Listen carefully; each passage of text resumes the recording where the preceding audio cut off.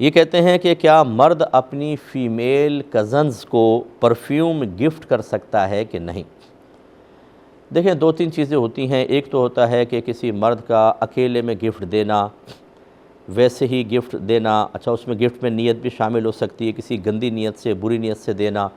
تو اکیلے میں گفٹ اچھی نیت سے بھی دیں، بدگمانیاں پیدا ہوں گی،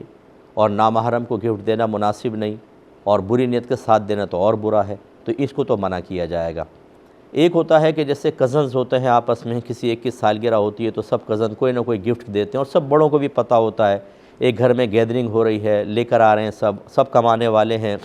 بڑے ہو جاتے ہیں تو وہ اپنے، بلکہ فیملیز ہوتی ہیں ان کے اپنی، ایسی صورت میں اگر وہ اجتماعی طور پہ کوئی گفٹ دیتے ہیں تو اس میں کوئی حرج نہیں ہے، یہ لیا جا سکتا ہے، اور ہمارے عرف میں جاری ہے، اور جو چیز ہمارے گھروں میں رائج ہو چکی ہوتی ہے، جاری ہے، علماء اس کو منع نہیں کرتے ہیں، اس میں خواہ کہنا مناسب نہیں ہوتا۔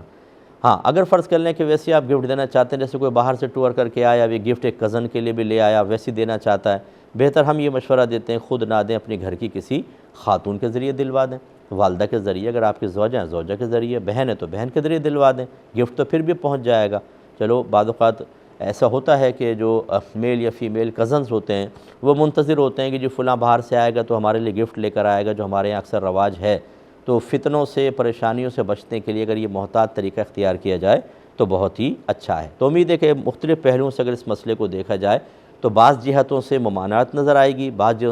جہتوں سے صرف کراہت نظر آئے گی، اور بعض جہتوں میں کوئی کراہت نہیں ہے، استحباب بلکہ زیادہ نظر آئے گا۔